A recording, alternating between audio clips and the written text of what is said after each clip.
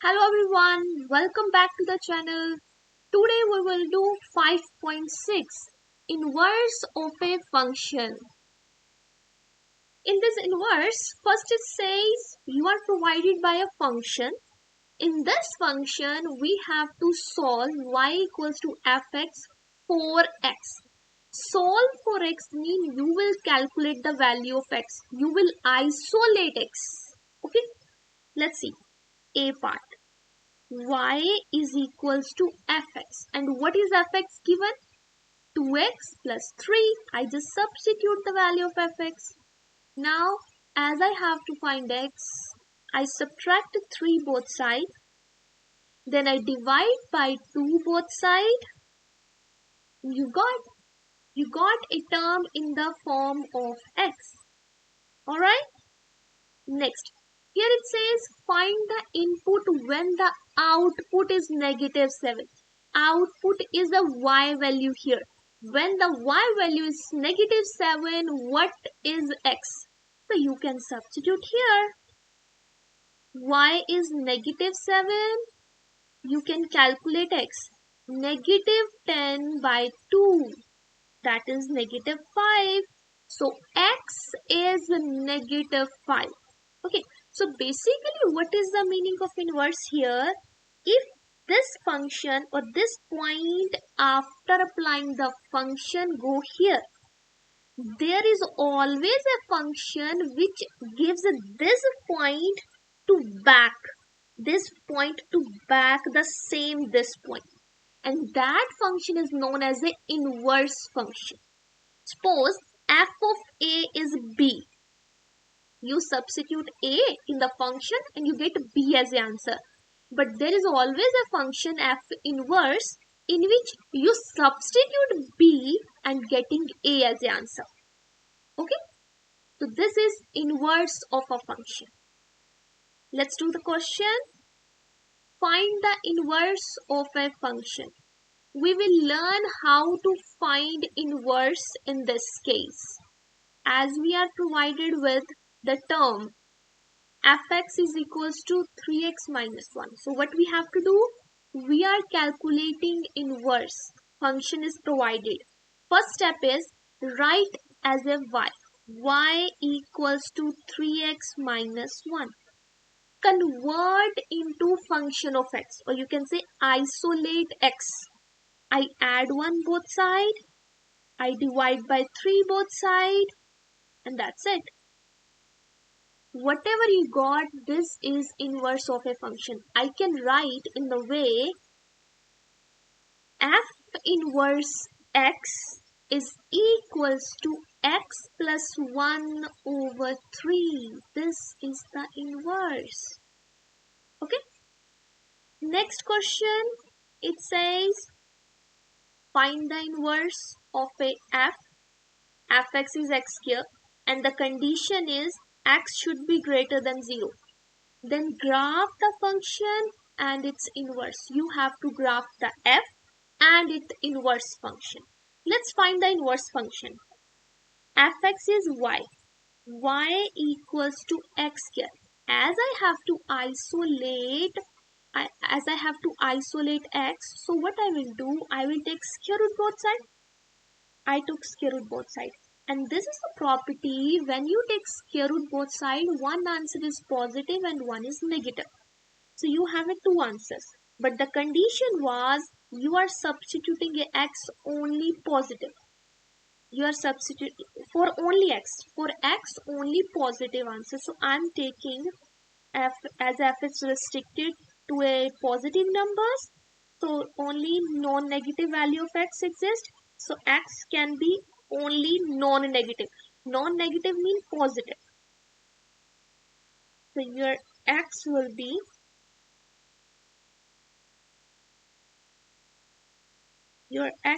square root y over. Okay. This is inverse function. We have to draw both functions. Let's draw it. First I am making a table for x here. X and f function. I substitute 0. I got 0 square 0. I substitute 1.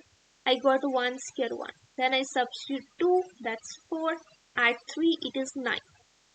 If I look at this is a new inverse function. I can rewrite it as a f inverse x. What is f inverse x? Square root of x. Square root of x. X and square root of x. I substitute 0, I got 0. If I put 1, I got 1. If I substitute 2, I got square root 2. If I put 3, I got square root 3. Let's draw the curve. It's 1, 2. 1, 2, 3, 4. You can bring that up. 3, 4, 5, and so on, something up. Let's mark the point 0, 0, 1, 1, 2, 4. Okay, this is for the first curve. Connect them. Then connect. Now take another. Add 0, it is 0. Add 1, it is 1. Add 2, it's a square root 2. Square root 2 is 1.4 something. Add 3, it's a square root 3, it's a 1.7 something. Connect them.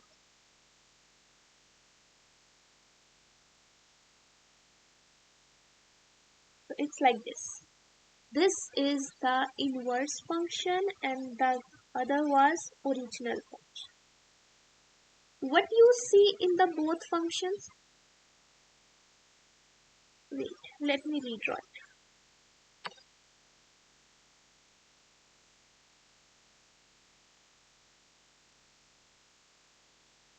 I'm redrawing it. It's like this. Okay. Alright. So this is the curve f inverse x.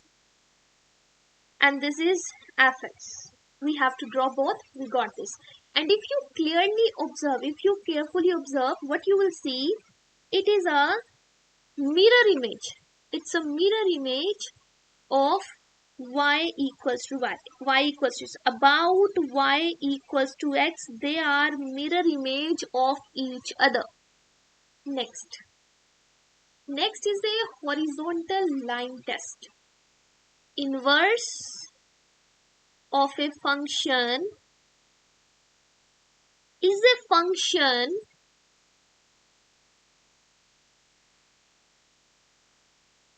if and only if no horizontal line intersect the curve more than once. More than once. So it will not, if it no horizontal line intersect more than once. Okay. So when you have a function like this, here, if you have a function like this, in this, if you draw a horizontal line, you will see it cut more than once. It cuts more than one. And this is not, the inverse is not a function. The inverse of this is not a function. Function is a function, but inverse is not a function. Here, if I draw a horizontal line, anywhere, it may be here, here, here, anywhere it cuts maximum one time. So in this case, f is a function and f inverse is also a function. Also a function. Okay. Let's do the next one. Consider the function, determine whether the inverse of the function is a function or not. Then find the inverse also. Let's do it. Y equals to 2x cubed plus 1.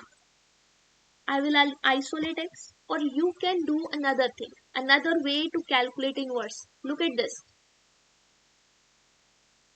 Another way to find inverse of a function. Fx is this, so I write y equals to 2x cubed plus 1. Replace x with y and y with x. I replace y with x and x with y. Now solve for y. X minus 1 equals to 2y cube. X minus 1 by 2 equals to y cube. Take cube root on both sides. X minus 1 over 2 is y. This is the inverse of the given function. Okay. What are the conditions to check it's not a function? When you are getting your answer contains two different signs, positive and negative. If your answer contains positive and negative both signs, that is not a function. Here, if you try to draw the curve, so at 0 it's 1, at 1 it is 3, and it will go high. At negative 1, it is negative 1. So it's like this. Your graph will be like this, and it passes the horizontal line test. Okay. Next is consider the function, determine whether the inverse of f is a function or not. We have to check this. I write it y is equals to 2 square root of x minus 3. What is the process? Replace x with y, y with x. Solve for y now. Because we are familiar to, we are habitual to look the function y equals to. Okay, when you will see x equals to something as a function, it's not acceptable. It is a function. So that's why what I did, I just replaced the word. X equals to 2 square root of y minus 3. X by 2 is equals to square root of y minus 3. Then I take square both sides. X square by 4 is equals to y minus 3. Then I add 3 both sides. What I did, I add 3 is equals to y. Then this is the answer. So f inverse of x is x square by 4 plus 3. Done. As you are getting only one sign, no any two different sign, positive and negative, therefore it is a function. Yes, it is a function. We calculate the inverse, and the inverse is a function. Verify that fx and gx, they are inverse of each other or not. We have to verify. The property you can say, or the formula to check two functions are inverse of each other or not, if f of gx and g of fx, the both are x. If the both give you composition x, they are inverse of each other. Let's find the f of gx. F as it is, substitute gx, x plus 1 by 3. In the function f, replace x with this term. 3 and 3 cancel. X plus 1 minus 1. So only x left. So f of gx is x. Now calculate g of fx. G as it is, fx. Fx is 3x minus 1. In the g function, replace this x with this term.